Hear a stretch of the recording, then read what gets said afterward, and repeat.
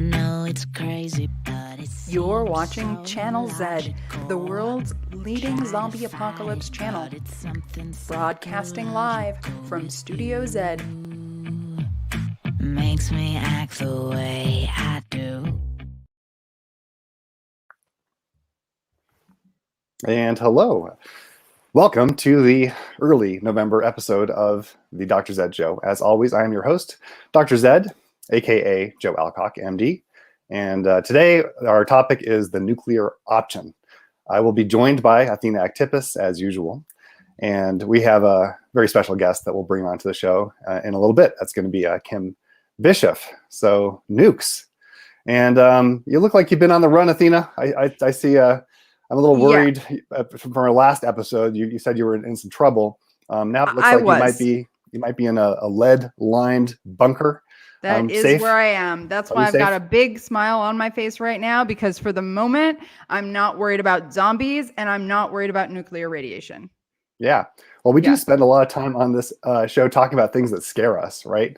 And as it turns out, I live in New Mexico in Albuquerque, and not too far away from us are bunkers that are loaded with nuclear weapons. I'm near the national labs. This, of course, is the home place, or this is the birthplace of the nuclear era with the Manhattan Project in Los Alamos, and it's all kind of frightening, wouldn't you say?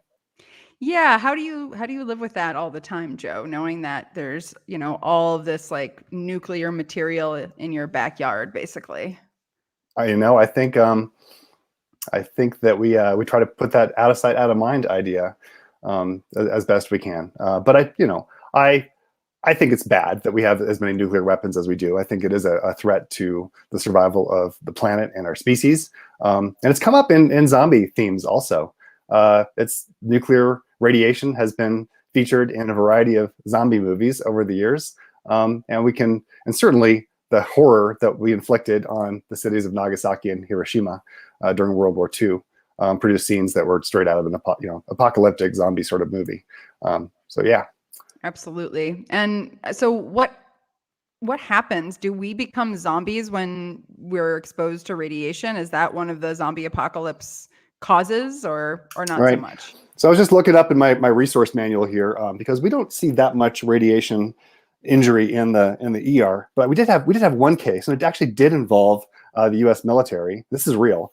We had a guy come in unannounced after a nuclear incident happened in an aircraft, and some device emitted some beta emitter particles, or alpha emitter particles, which are actually more safe, but we didn't know what it was, and just wandered through the ER, contaminated the entire place, caused a panic. And that was the first time that I felt this kind of that little gnawing fear of panic in my heart, where we just weren't sure what we were dealing with. And it was extremely scary. Our nuclear safety officer showed up pretty quickly with a Geiger counter.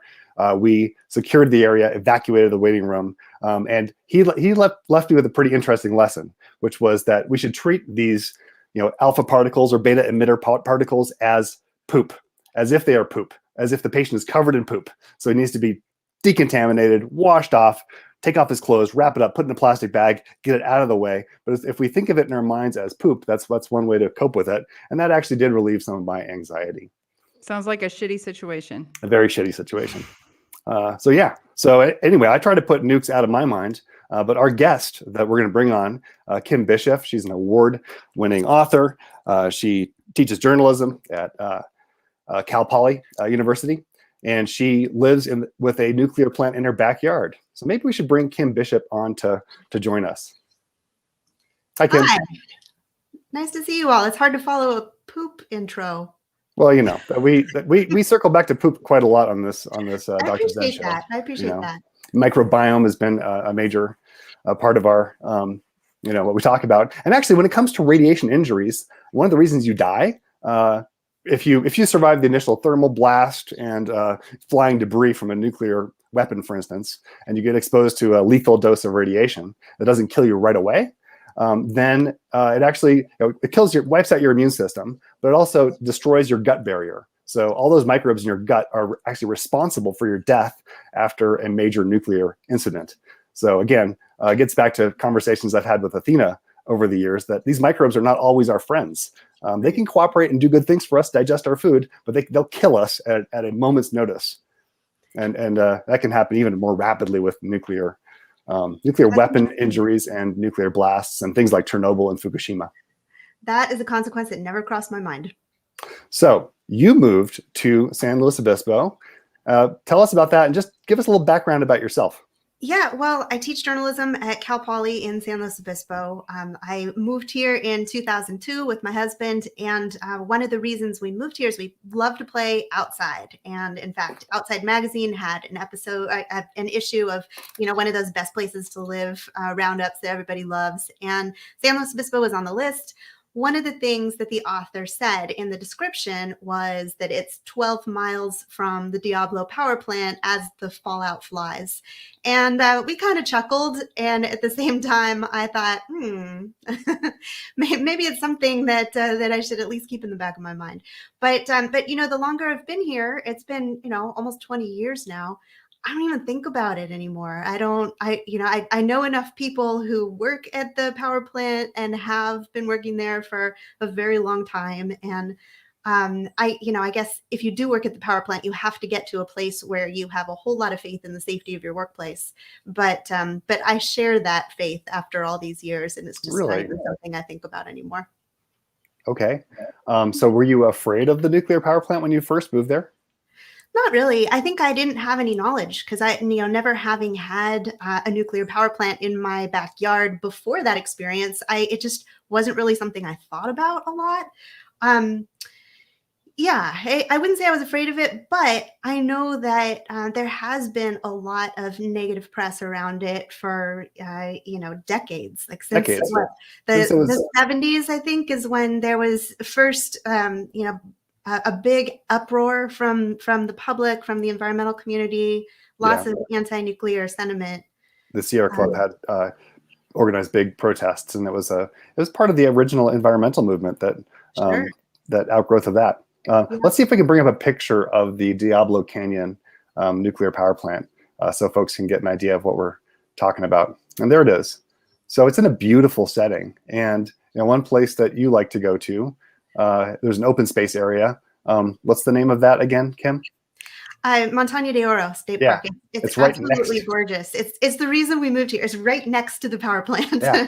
So I'll tell you, one good thing about nuclear power plants, maybe, is that you have to have a buffer zone around them, which in this case protects some pretty remarkable Central California coast ecosystems. That's really unique. And in some ways, having a power plant can protect it in the same way that military bases like Camp Pendleton and further south in California has protected some rare and endangered ecosystems that don't exist anywhere else. Sure, absolutely. And I haven't seen any two-headed deer yet, any unusual snakes, but I do know that, the cooling system, the fact that the power plant warms the water to a certain extent immediately outside its, the area where the cooling tanks are, it has changed the kinds of fish that tend to live there.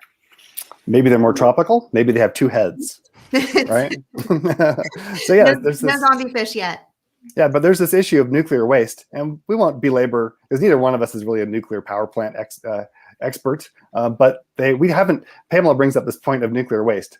There's the thermal waste of the power plant, which cooks fish in the ocean, but there's also this nuclear waste problem, and they store the material from the cores at the plant are stored in pools at the site of the power plant, and we worry about things like earthquakes that could cause a problem, and that could cause fallout. And that's why you guys have your sirens that can go off, and in fact, as far as I know, the Diablo power plant is built on an active fault.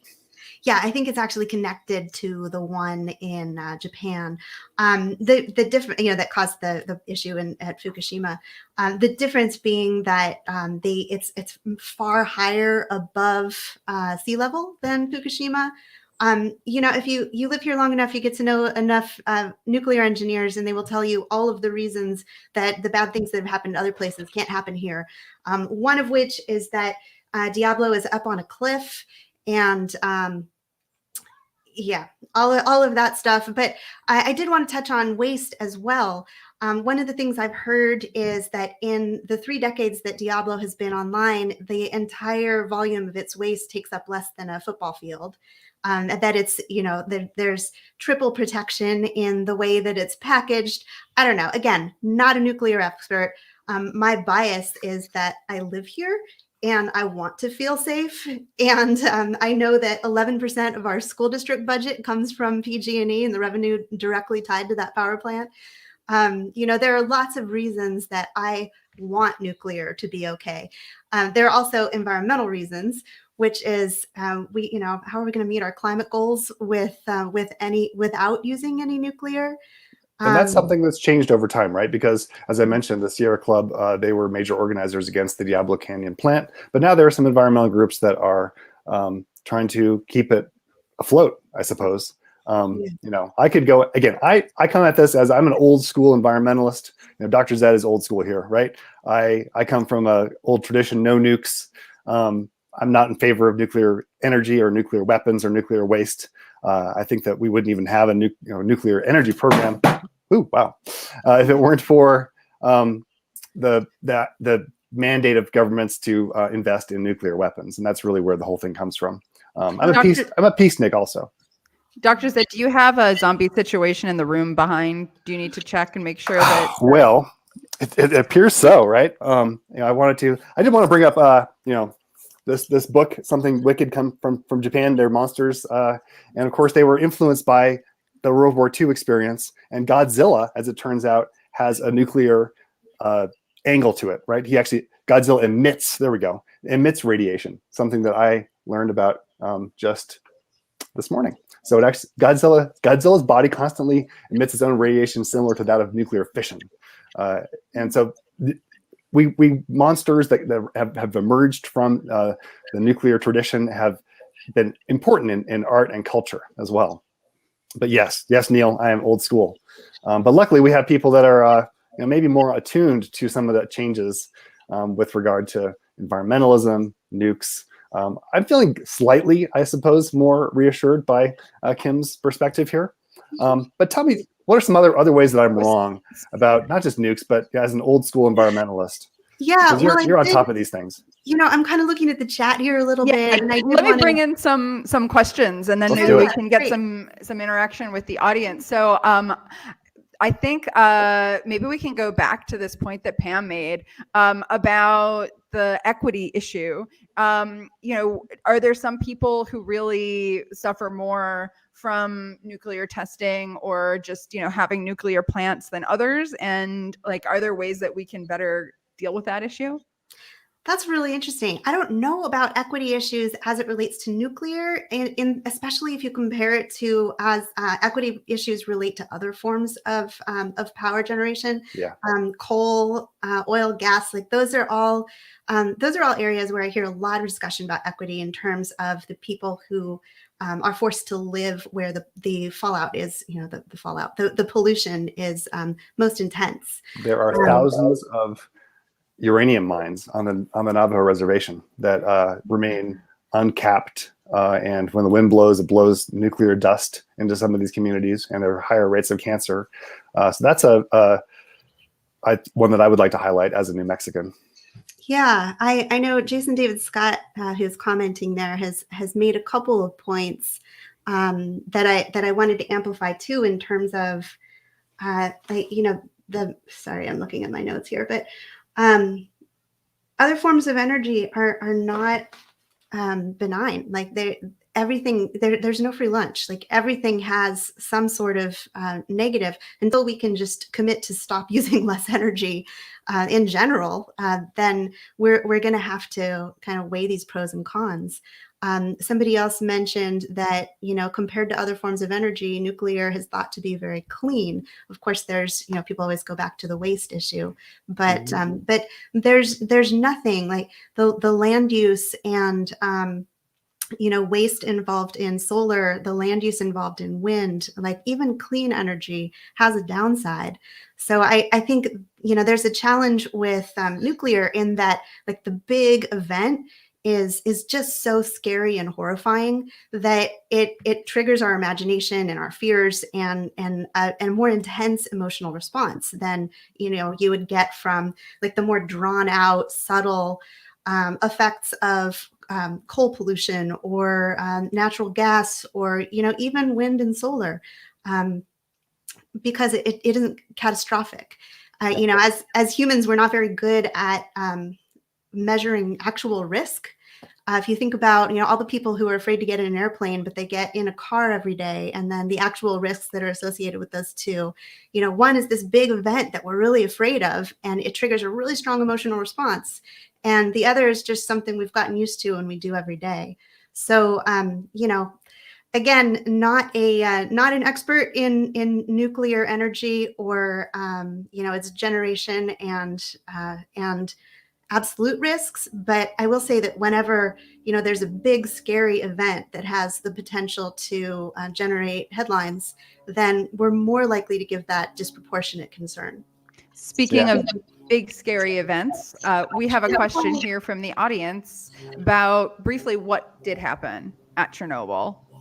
So Chernobyl was a nuclear disaster that happened at a power plant in what is now the Ukraine, was then the Soviet Union. It occurred in 1986 in a town near a town called Pripyat. I'm sure I'm saying that incorrectly.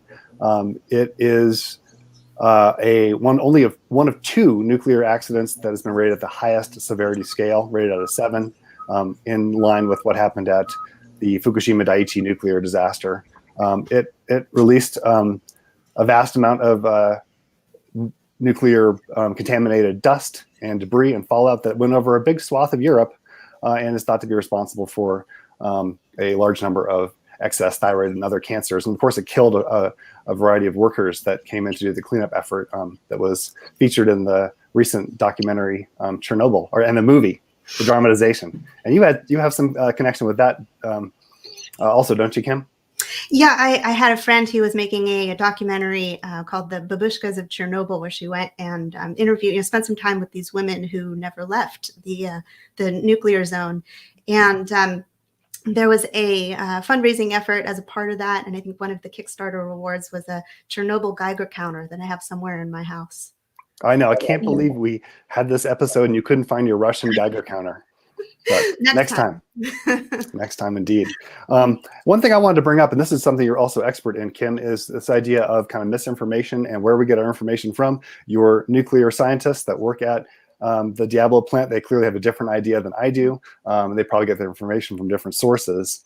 I wanted to kind of pick your brain on that. And I want to point out also that when these disasters do happen, both with Chernobyl, there was a massive cover-up in the USSR about the extent of that. And after the Fukushima Daiichi disaster, TEPCO released some kind of benign and banal news press releases suggesting that everything was safe and there was no problem, when in fact the nuclear cores were melting down.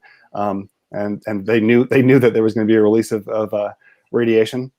So our governments and the nuclear industry lies to us, and there's also a problem of corruption. Most recently, involving there's a nuclear power plant in South Carolina that's been dogged by corruption and was eventually scrapped. And then in Ohio, there was a massive scandal recently. You can Google it, where it's thought to be the biggest bribery case ever, where public funds are being used to support both coal and nuclear. So when the government lies to us, how do we deal with that?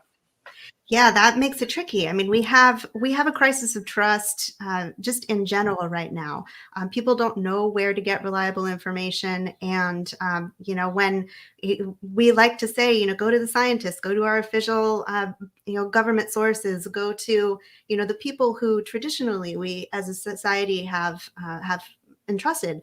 But whenever one of those entities breaks our trust, then it's hard to trust them again. And so increasingly people are looking to their social communities, mostly through social media. Almost every adult now has a Facebook account or at some point. And, we often, the algorithms are such that if we have a community, they're going to continue to feed us content that reinforces our beliefs. So, let's take something like a big nuclear event. That's just ripe for the spread of misinformation through social networks. What ends up happening is we all feel this really strong fear response, and then we see information, true or false, and we react to it because it validates our existing fears and worries and beliefs. And so we react to it, and then it gets blown up even more in our little social siloed communities, and it strengthens our existing belief. So then when our government isn't lying to us, when the experts aren't lying to us, which I like to think is most of the time, then we have less faith in that source of information than we do in our social forms of information, where people are commenting and reacting with the sort of certainty that you gain from having a statement, true or false, repeated and repeated and repeated, and reinforced by the people we know and are surrounded by. Yeah. And in the comments, I think that you probably saw this too. People were talking about The Day After. Do you guys remember that movie? I do. Oh gosh, vaguely. Yeah. All right. For those of us who are old enough to remember that's when we didn't have information silos. Everybody watched TV. They had the major networks, and virtually that was one of the most watched TV movies ever. And it happened, I think, after the grand finale of MASH, or it was anyway. There's some connection there, but some huge number of folks watched that, and I remember it, and it had a big impact on me and on Ilana, and others have commented as well. So yeah, even when information is not siloed, it can, I think in that case, rightly make us afraid of nuclear winter and the effects of nuclear war. Yeah, absolutely. I think everybody in our generation had times when we were growing up where we thought we were going to wake up to Red Dawn and zombie apocalypse. Absolutely. I used to do research out on Santa Cruz Island off the coast of Southern California, and I would fantasize about waking up in the morning and seeing a mushroom cloud over Los Angeles. I mean, worry about it, because that was during the 80s, and that was very much part of the zeitgeist of that era. Yeah. So one of the other things that we have going on in the comments here is that Ely is bringing up Raycats and really wants us to talk about Raycats. And I just Googled Raycats, and yeah, we should talk about Raycats. So this idea that you could genetically engineer cats so that they glow if they are exposed to radiation. Are you in favor of Raycats or not? I guess is the question. How could you not be in favor of Raycats? Now, granted, I've not Googled them yet. It looks like Kim is doing that right now. I mean, that right there sets off all of my misinformation alarms. Like, beep, Right? beep, beep. Zero information. I'm weighing in. Yes, I'm in favor of Raycats. Let's go Raycats. I know. I love it. I don't know if you ever use Snopes, but that's the first place I go to for something like this. Like, what, really genetically modified Raycats that can glow in the dark? Yeah, that sounds unlikely. I think it's a thought experiment. Like, would you want to have genetically engineered cats that can glow if they come in contact with radiation, or if they're exposed to radiation? Or zombies, yeah. I know. Yeah. I think we could do some kind of indicator cat. I'm not really in favor of cats in general. We've talked about toxoplasmosis earlier on previous episodes, but yeah, Raycats sounds intriguing. Totally. Actually, I would like to prioritize any sort of genetically modified animal that can identify like poison oak on the skin. That I think would be game changing, even more so than identifying radiation. I'll say. That's for sure. Should we be worried about genetically modified organisms, GMOs? GMOs, no. It's interesting. So this is another area where humans really are challenged when it comes to how we perceive information and how we decide what we believe. Whenever there's nuance, we have a hard time with that. We want things to be black and white. We want GMOs to be evil. We want, we want the answer to be straightforward, and it rarely is. There was a great story in the New York Times magazine cover story recently called "Learning to Love GMOs," and it was by this science journalist who's done 20 years of reporting on GMOs and, some of the not so great things that big ag has done. And she kind of documented her not total change of heart, but understanding that there's nuance in this conversation. GMOs can be used for good. They can be used to feed a planet. There are all sorts of elements of the conversation that have been downplayed because it's just a whole lot easier to continue to reject something entirely than it is to look for nuance. Right, and I agree with you about nuance. I'll give you that for sure. And I'm far less scared of GMO generally than I am. Of course, we use it in biotechnology. It's used for a variety of things. I don't really want to eat genetically modified salmon, for instance, but we all have our preferences, and I think that's okay. Also, for food, I mean, who doesn't have a food preference? I think that in general that's okay. But yeah, the people that get crazy militant about these things, maybe that is something we should be attuned to.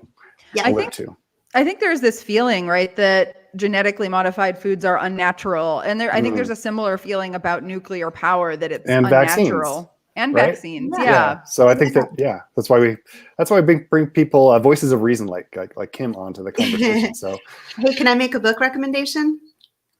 Well, actually, first we have a comment. What book did you write? Thank you for that question. Most recently, it was Disappearing Destinations, and it was about travel destinations all over the world that are facing environmental challenges. Nuclear, oddly, did not come up. We might have to do a follow-up to that one. Right. Well, and I think maybe we need to do a follow-up to actually talk about disappearing destinations for as people are getting ready to travel or starting to travel again now. That's a great point. Yeah, I do think that Kim may be a repeat guest on this show if she's willing. If she doesn't. It's a pleasure. If the zombies don't get me first. Exactly. That's what we're worried about. I mean, you got your door wide open. I'm not sure how secure your premises are, but scary. The whole time I'm like looking, I'm like, got to make sure I'm looking because you're not facing the window and the door. They might come in I'm up here in my treehouse bunker, just hoping for the best. Going back to a previous comment of Dave about nuclear plants being dangerous. Have we talked about that?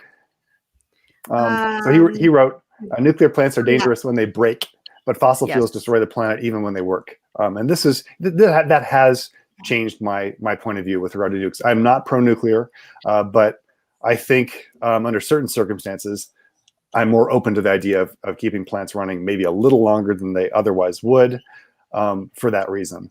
That we are facing an immediate crisis when it comes to production of carbon and methane pollution in the atmosphere, and we have to do something about it, which is a more immediate problem than probably even nuclear waste. I'll say that. Yeah, absolutely. But can I say one more thing about governments lying to us? There's never enough to be said about that. Dr. Zed, go for it. All right. So Yucca Mountain was supposed to be where we put nuclear waste in the United States. It is never opened, and maybe it will never open. Whether or not it is safe is up for debate, but people, Harry Reid famously was against it, and he was the leader in the House and put the kibosh on the Yucca Mountain plant. We still at this point do not have a place to put nuclear waste, and that's true in Europe and in Asia and just anywhere. We don't have a long-term solution. We do have the Waste Isolation Power project, so it's called WIP. It's in New Mexico, and I remember when they first started talking about this, is they were going to have trucks trucking nuclear waste through Albuquerque, and so we in the ER had to learn about it and learn whether it was a problem. And they said, oh, this is very low level waste. This is like the gloves people wear at a nuclear plant that got a little bit of contamination. They're going to put it in a cask. If it crashes, not a problem. Don't worry about it. It's going to be super low level, not an issue. Since then, the WIP plant has actually had a leak of one of their casks that blew up. They've started to put more high level waste in it, and virtually everything they said about the plant turned out to be false. Way less safe than they said it was going to be. Way more dangerous waste is coming through Albuquerque. It is genuinely scary stuff. And then, I think we humans, our timescales are just not equipped to deal with the problem of nuclear waste, as Lee is saying here. Definitely. I'm loving the comments, by the way. Great comments. Yeah. Glowing guard cats. Glowing guard cats. That's perfect. And I also, I don't know, kidding around, mentioned small nuclear reactors. I keep hearing about that too. Just like hydropower is really clean, but it has some huge environmental negatives. But they've gone from building big dams to really tiny big dams, and it seems like there's a huge amount of momentum for really tiny nuclear reactors as well. Yeah. I agree with Liz. As a desert dweller, we shouldn't contaminate our desert spaces. Space, there already are nukes in space, right? A lot of our nuclear satellites and spacecraft have been powered by nukes.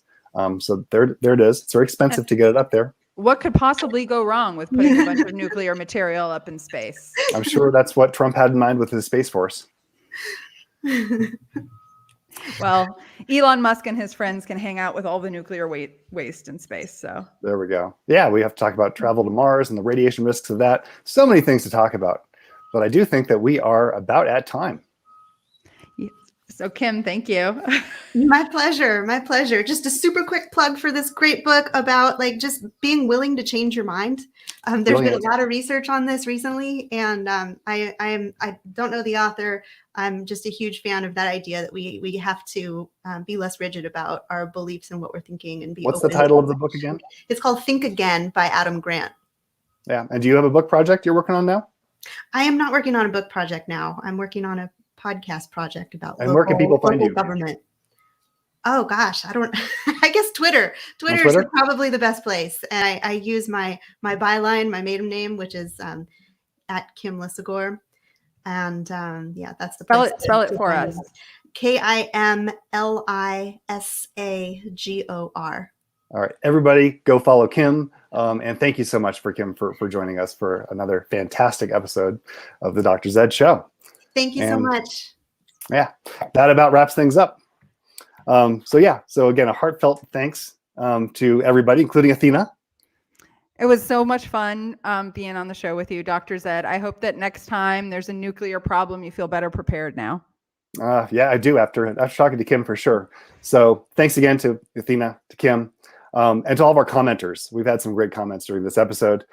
So tune in next week for same zombie time, same zombie channel. This day next week for zombie history, and we'll see you next time. Thank you. I know it's crazy, but it seems so logical. I can't deny that there is something supernatural with you. Makes me act the way I do.